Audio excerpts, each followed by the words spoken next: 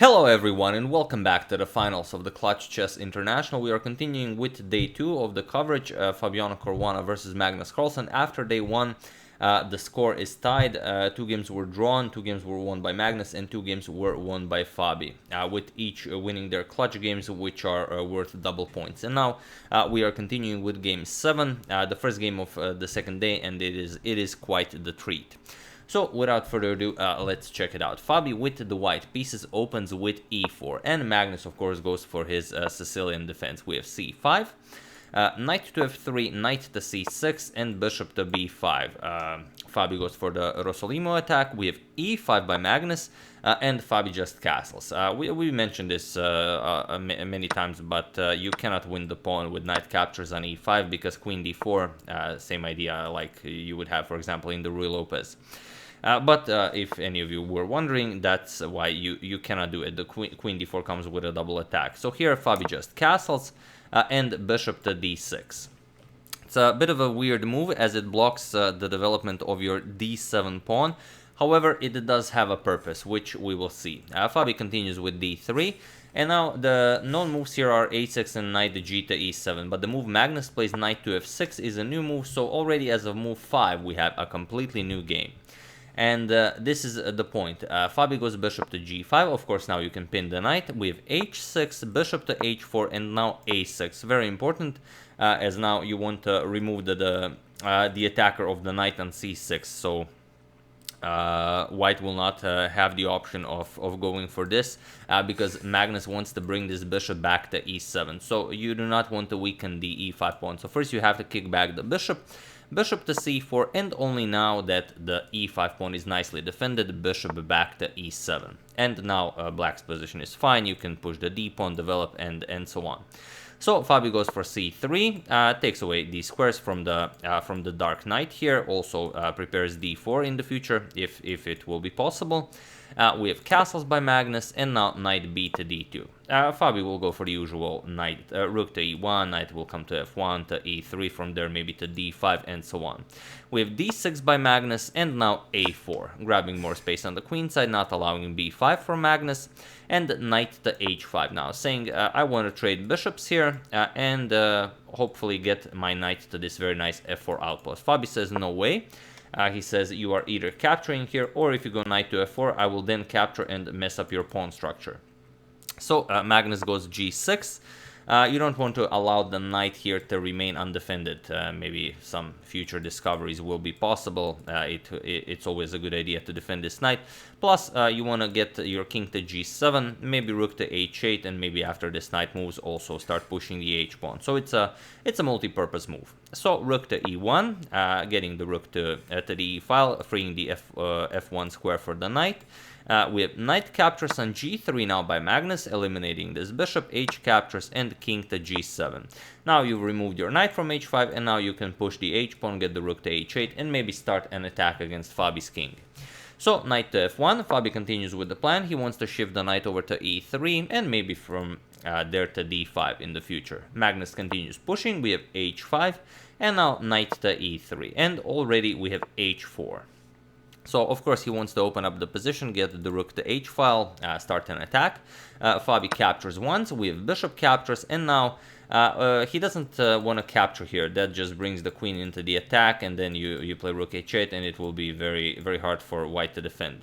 So instead, g3, pushing the bishop back, we have bishop back to g5, and now Fabi just eliminates the bishop right away. It's also possible to go knight d5, but the position just gets too crazy. For example, rook h8, and now knight to b6 with a double attack here, and also you want to get the queen away. Wow, the queen away from the defense of the bishop here. So if captures, then captures, and it's just a crazy position. Now the f7 pawn is also hanging. You have to defend it, and it's a very hard position to evaluate. However, Fabi, of course, doesn't want to go into this. It's a rapid game. You don't have all that much time to calculate, so he just eliminates the bishop. We have queen captures, and now he brings the queen into the game, connects rooks. They are now bros for life, as we've learned in the previous video.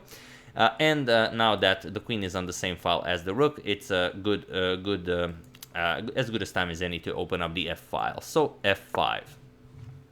We have e captures on f5. Bishop captures on f5, we have knight captures, and now not the g captures, but rather rook captures, the g pawn will remain here in front of the king, and of course you want to play the other rook to f8 to double rooks here and put a lot of pressure on the f2 pawn. So queen back to g2 and rook 8 to f8. And here now your f2 pawn is under attack twice, so you want to defend it. Rook to e2, this is what Fabi plays, and now rook to f3. A very interesting move by Magnus, sort of saying that you cannot go bishop to d5 here, because if bishop d5, I'm just going to grab your pawn here. However, this is in fact the best Fabi has. For example, if bishop to e4 now, you can always go rook to d2, and you could have a nice trade here. And Magnus ends this position being up a pawn, which is of course scary when you're playing against Magnus.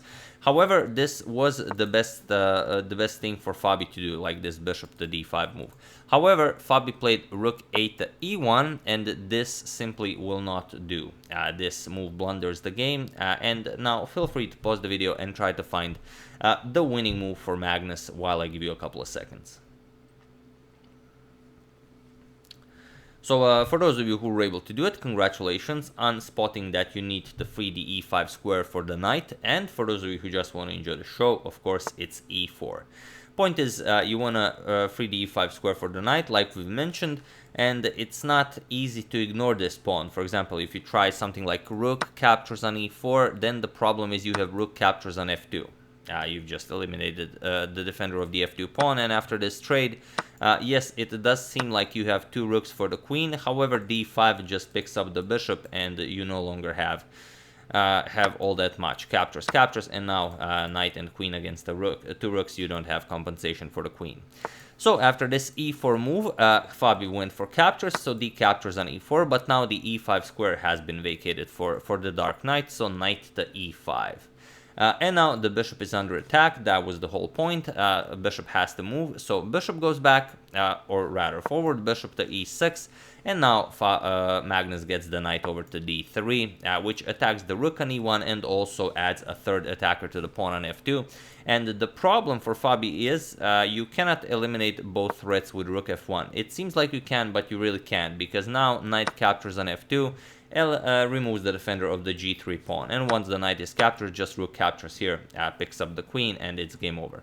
There's really no good move here. You could pick up the rook here, but then just captures here. Let's say king to h1, queen g3 threatens mate, and yes, you will have a few checks here, check here, king g5, but there is no continuation for white here, and white just gets checkmated next. So after this knight to d3 idea, Fabi played a very interesting move.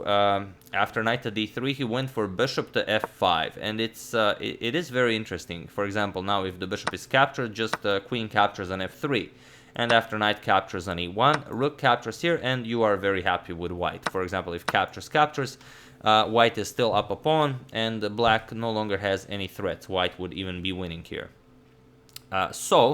After this very good resource by Fabi, bishop to f5, Magnus just goes for the exchange. Knight captures on e1, he picks up the rook, rook captures on e1, and now rook to d3, he gets the rook out of the way.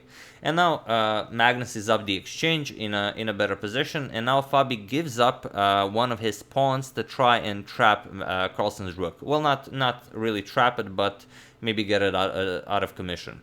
So he goes for f4, puts pressure on the queen, and he goes for this queen trade. Queen captures on g3, captures with check, and now king f2. And now the rook doesn't really have all that many squares. He only has the d3 square. Now comes king e2, and now you no longer have any squares. You could go g3, but then Fabi repeats, and he sort of gets a draw by threefold repetition, or you are forced to play c4, which is what Magnus does. But this rook doesn't really have all that many places to go.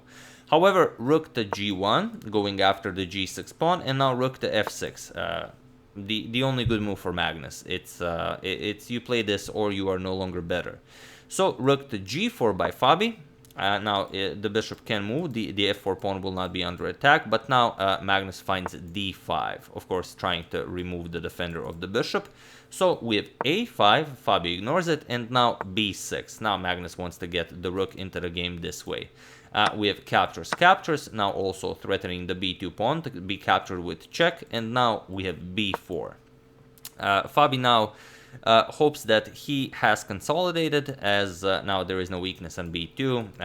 Also, if you capture en passant, then the rook is undefended. And while you could play a lot of things here, Magnus goes for the most visually most aesthetically pleasing maneuver, which is exactly that which we said that you shouldn't play. So we have c captures on b3 en passant. And now the rook hangs, but it's not a problem since Magnus created a passed b pawn and he will push it to become a queen. So king captures on d3, we have b2, and now you have to choose. You either give up the rook this way, rook g1, b1 queen, captures, and you play this endgame again being down the exchange, or you go for the other line, which is, sorry about that, rook captures on g6. So you give up the rook this way. We have rook captures, and now you cannot recapture because of b1 queen. You have to stop the pawn, so king c2, but now rook goes back, rook to b6, and now you are again down the exchange, and it's not very pleasant. So king b1, you have to block the pawn, and now king f6, starting to bring the king into the game.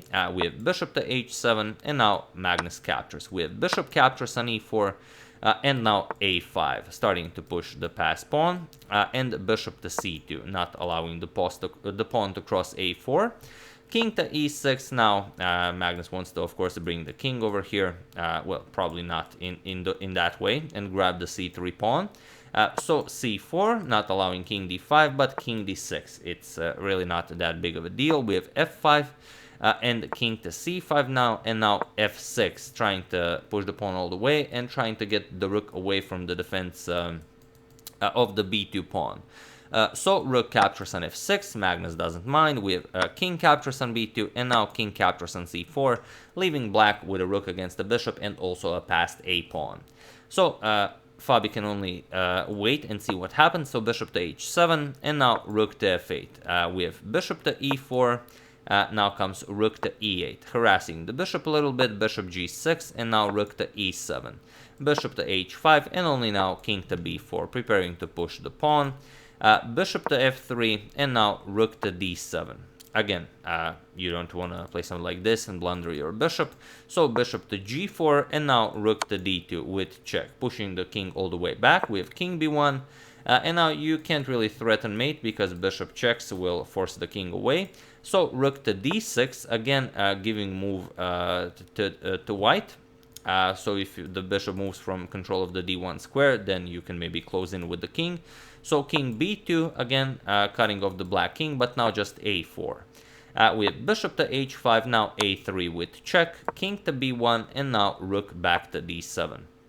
Again, wasting a move. If king moves, then pawn comes forward. If you move the king, then you can close in with the king. Since the rook covers this square, you will not be able to check. So bishop to g6 now, and now rook to d1 with check. And now the point is, if the king goes after the rook, a2 just wins, as there's no preventing the pawn. So after this rook to d1 check, we have king to a2 blocking the pawn, but now just rook d2 check, king to b1, and now a2 with check, king to a1, and now of course king a3, threatening rook to d1 checkmate. And here Fabi finds a very interesting maneuver, bishop to c2. Now of course if Magnus captures, it's a stalemate, so you don't want to blunder the game away like this. So after bishop to c2, Magnus played rook to e2, but now Fabi finds another trick, bishop to d1. Hoping of course for rook to e1, which again creates stalemate, as the king cannot move anywhere, and also the bishop is pinned, so stalemate. So Magnus just played rook to g2, and it was in this position on move 65 that Fabiano Caruana resigned the game, and game 7 of day 2 goes to Magnus, who again takes the lead in the Clutch International Finals.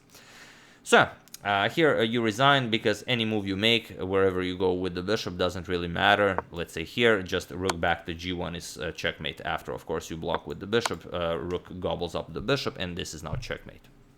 So here is where Fabi resigned, and this very nice game is as it is. So that's the game. I do hope you enjoyed it. We will cover more games from day 2, as day 2 was also very eventful, and I will have more time tomorrow.